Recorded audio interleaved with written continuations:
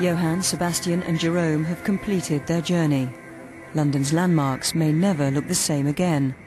But what does the future hold for free running?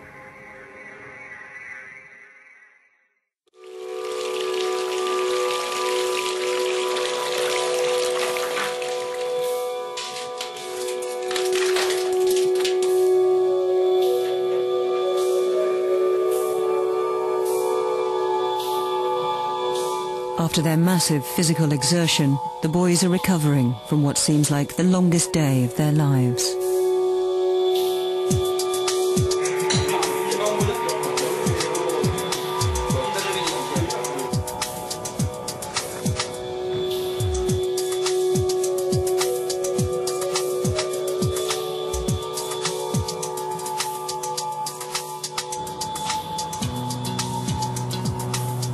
Some of those who witnessed their jumps and moves have been left with a lasting impression. We've all looked down off there and it looks terrifying. But he worked out the risk, he looked, he said this is doable, I'm going to do this, and just stands up and the decision's made by that stage. I think it's amazing to watch and it's very brave, and I think you know, it's pretty frightening jumping that sort of a distance. And you realise what they're after was the same as what I found when I started to climb, which was a certain freedom and an expression and something that was very real and very raw.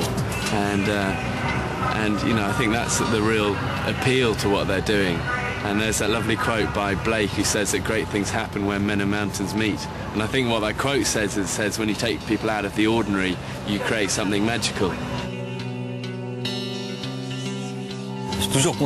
I'm always happy. It's always a joy to have made the jump. On the other hand, if I fail, well, I'm not happy.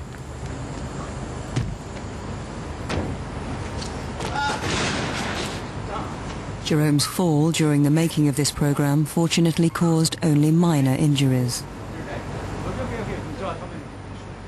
After the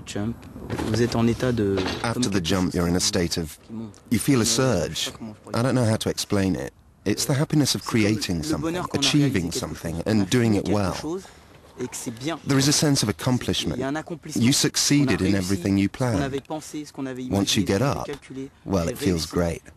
I've done it, and you can see it on my face. In your mind, you're walking tall. It remains to be seen how widely practiced free running becomes, but there are comparisons between this fledgling urban sport and others that have gone before it.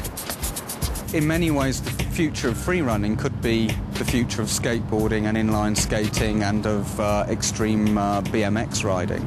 In a way, it's a very pure form of that. It's the same kind of thing, but without the equipment. So free running could be the new urban activity for young men and women, perhaps older men and women, in the city.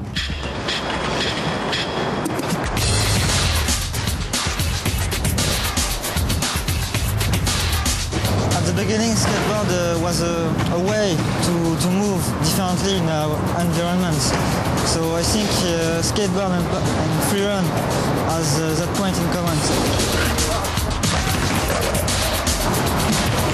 It would be great if we could have this kind of free running park to practice and to create some new techniques, some new tricks. The free runners have got what in the legal sense we call the competence to do this kind of activity, which means they've got the skills, they've got the experience, and they've got the training. This is virtually all they do with their time and all they do with their lives. They know how to do it, they're safe to do it. If you don't have the competence, you shouldn't be doing it.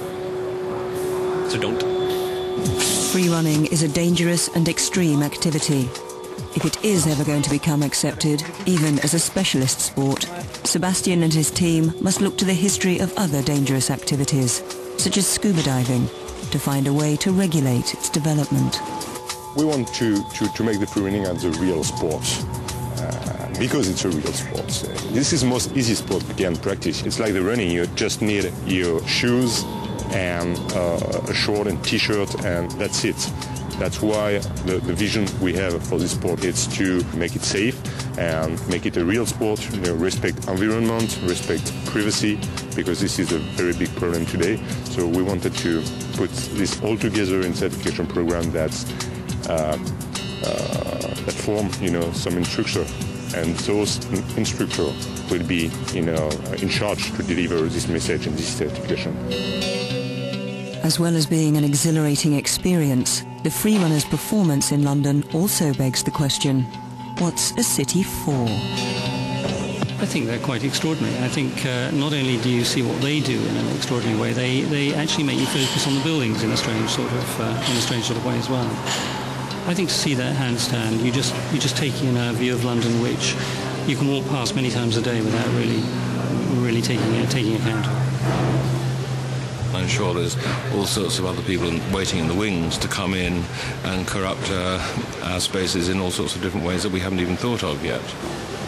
We spend millions and millions of pounds on building all this stuff, and what else could that stuff be used for? That's the key question, isn't it? Free running suggests that we have a choice. Do we allow the city to trap us or to liberate us? I think something that's always interested me is people coming into London. Well, a lot of people escape to the city, don't they? I mean, that's why we're all here.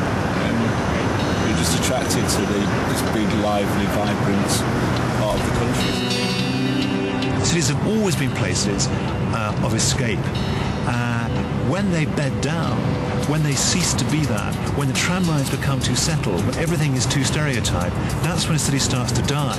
And what these free runners are doing is actually saying, in a most original, unexpected way that you could think of, you Londoners, you're in tram lines. Come and escape with us. Think afresh. It's fantastically refreshing. Pour le futur du free run, in the future, I hope there will be a lot of free runners. And I also hope we'll be taken more seriously than in the past. And that everybody will understand the philosophy of free running. I hope it becomes recognized as a real discipline.